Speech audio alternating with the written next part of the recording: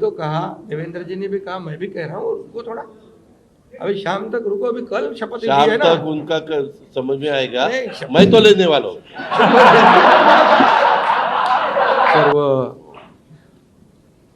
पत्रकार मित्रांचं स्वागत। आवाज येतोय का? हे घेऊ? नाही येतोय। हा घेऊ का? हाँ ठीक है, तो दूसरा फोटो।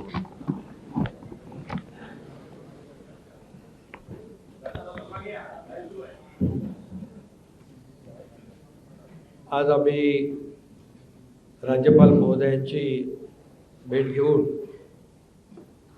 महायुतीचं सरकार स्थापन करण्याची परवानगी मागितली आणि राज्यपाल महोदयांनी परवानगी दिली। उद्या आझाद मैदानमध्ये संध्याकाळी 5:30 वाजता शपथविधी आहे।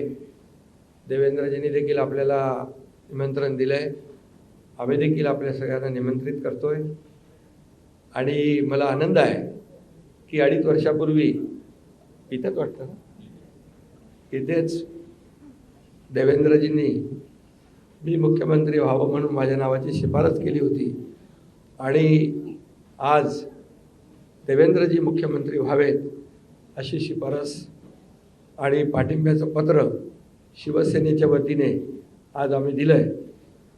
आणि यापूर्वीच तुमच्या पत्रकार परिषदेमध्ये शिवसेनेचा पाठिंबा आणि पूर्ण समर्थन भारतीय जनता पक्षाच्या उमेदवारांना देवेंद्रजींना आम्ही देऊन टाकला होता। आदरणीय प्रधानमंत्री मोदीजी आणि गृहमंत्री अमित शाह साहेब असतील आणि भारतीय जनता पक्षाचे अध्यक्ष नड्डाजी जो काही निर्णय घेतील त्याला पूर्ण समर्थन पाठिंबा शिवसेनेचा असेल अशा प्रकारची भूमिका मी यापूर्वीच घेतली। आणि कारण मगाशी दादा म्हणाले तसं तुम्ही बातम्या कुठून कुठे चालवता, कुठे नेता, काय ते त्याला तुम्हाला चर्चा नको। गावी गेलो तरी तुम्ही काय काय चालवत असता, त्यामुळे मी अगदी मन मोकळेपणाने माझी भूमिका स्पष्ट केली। अतिशय खेळीमेळीच्या वातावरणामध्ये हे सरकार स्थापन होत आहे, याचा आनंद आहे मला।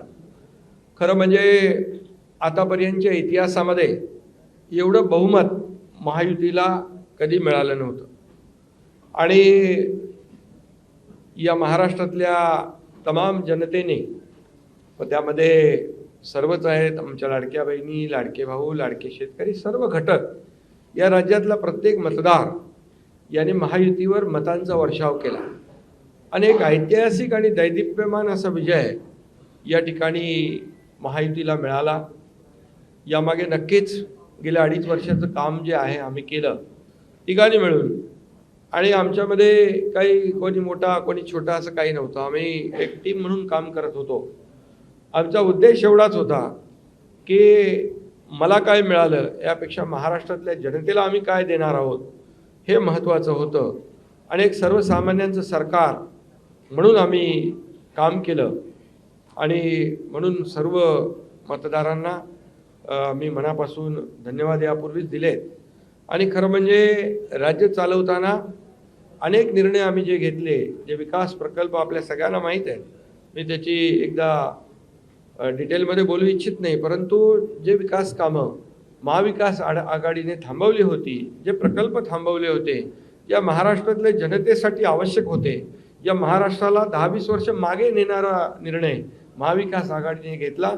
आमचं सरकार आल्यानंतर तात्काळ ते प्रकल्प आम्ही सुरू केले, मार्गी लावले आणि त्याची उद्घाटनही आदरणीय प्रधानमंत्री मोदीजींच्या हस्ते केली। याचा देखील आनंद आणि समाधान आम्हाला आहे। शेवटी सरकार कुणासाठी असतं? सरकार हे सर्वसामान्यांसाठी असतं, लोकांसाठी असतं, राज्याच्या विकासासाठी असतं आणि ते आम्ही तंतोतंत पालन करण्याचं आणि त्याचं नियोजन करण्याचं काम आम्ही 2.5 वर्षात केलं। याचं खूप समाधान आम्हाला आहे आणि एकीकडे विकास, दुसरीकडे कल्याणकारी योजना, या दोघांची आम्ही सांगड घातली आणि मग सरकारच्या माध्यमातून सर्वसामान्याच्या आयुष्यामध्ये एक काही ना काही एक आधार म्हणून, एक सहकार्य म्हणून, एक सरकारची जबाबदारी म्हणून पार पाडली पाहिजे, ती पार पाडण्याचा प्रयत्न आम्ही आटोकाट केला।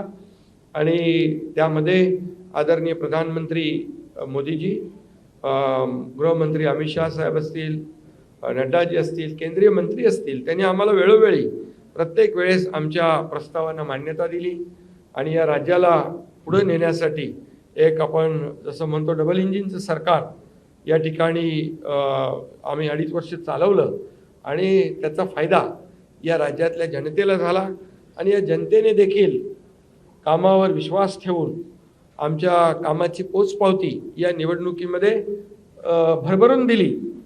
आपल्यालाही कोणालाही किंवा अनेक सगळे अंदाज वर्तवणारे जे सगळ्या एजन्सी असतात, एक्सपर्ट असतात, त्या सगळ्यांचा अंदाज या ठिकाणी बाद ठरवला आणि त्यामध्ये मतदारांना धन्यवाद द्यावे तेवढे थोडे आहेत. म्हणून मी पुन्हा एकदा सांगेन, माझ्या लाडक्या बहिणी असतील, लाडके भाऊ, लाडके शेतकरी, लाडके ज्येष्ठ, सगळेच या महाराष्ट्रातले सर्व घटक यांनी पूर्णपणे ऐतिहासिक विजय मिळवून दिला. त्यामुळे आता आमची जबाबदारी आणखी वाढली आहे. आता आम्ही टीम म्हणून देवेंद्रजींना आता पूर्वी देखील 5 वर्षाचा अनुभव आहे, त्यांचा अनुभव आम्हाला 2.5 वर्षासाठी देखील कामी आला. आता पुन्हा मुख्यमंत्री म्हणून त्यांचं नाव शिफारस करण्याची संधी मला मिळाली, त्याचाही आनंद मला आहे.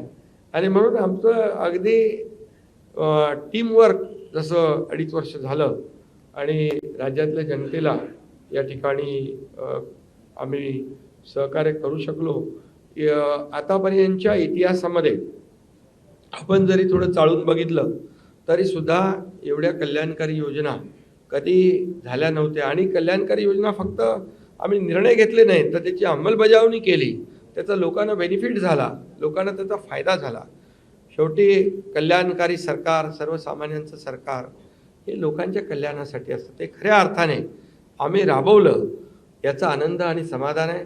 त्यामुळे मी पुन्हा एकदा देवेंद्रजींचं मनापासून अभिनंदन करतो की पुढचा आपला जो प्रवास आहे तो अतिशय यशस्वी आणि राज्याला पुढे नेणारा, या राज्याचा विकास करणारा आणि सर्वसामान्यांना न्याय देणारा ठरेल.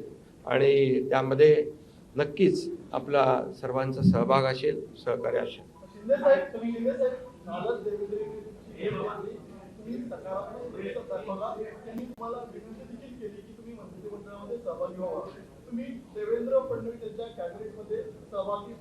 अरे बाबा, ते सांगितलं ना संध्याकाळी, आम्ही सांगतो तुम्हाला, संध्याकाळी सांगतो. मला ते एकदमच पाहिजे. थोडी कळ काढ ना, थोडी थांबा. देवेंद्रजी माझ्याकडे आले, त्यांचा मनाचा मोठेपणा आहे, त्यांना धन्यवाद देतो. आमच्या सर्व महायुतीच्या आमदारांचा देखील जो काही आग्रह आहे, सगळ्यांना मी धन्यवाद देतो, सगळ्यांचा आदर करतो. त्यामुळे तुम्हाला सांगू ना,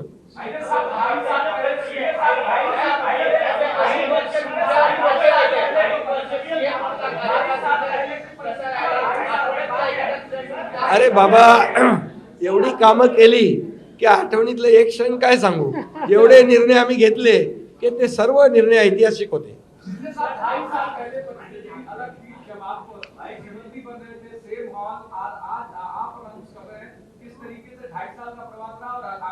बहुत खुशी है मुझे कि 2.5 साल में हमारी सरकार ने, महायुति सरकार ने और हम तीनों ने और हमारी टीम ने जो काम किया है वो उल्लेखनीय है. उसके इतिहास में उसका सुनहरे अक्षरों में लिखा जाएगा. इतने बड़े निर्णय लिए, इसकी हमें खुशी है. तब्येत चांगली आहे. म्हणजे आवाज थोडा, अरे आता तब्येत होते चांगली ना, आता लगेच कसं जोरात बोलू.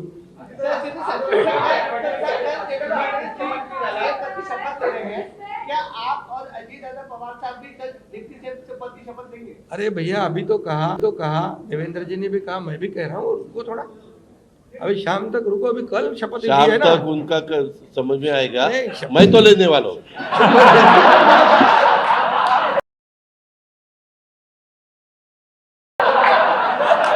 मैं रुकने वाला हूँ. दादा को नहीं, अरे भाई, दादा को अनुभव है, दोपहर शाम को भी लेने का और सुबह भी लेने का.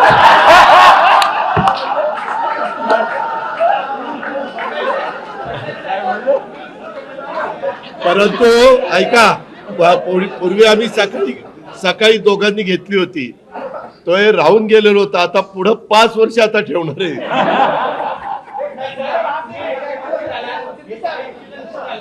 काय काय अरे सगळे कन्फ्युजन दूर होतील, थोडी कळ कळ काढा, काढा. काही कन्फ्युजन ठेवणार नाही, सगळं क्लिअर. काही कन्फ्युजन नाही आहे. ए बाबा काही कन्फ्युजन नाही. सगळ्यांना उद्या तुम्ही 5:30 वाजता नाही 5 वाजता हजर व्हा आणि परत दादांच्या बद्दल किंवा आमच्याबद्दल काय तुम्ही बातम्या चला धन्यवाद.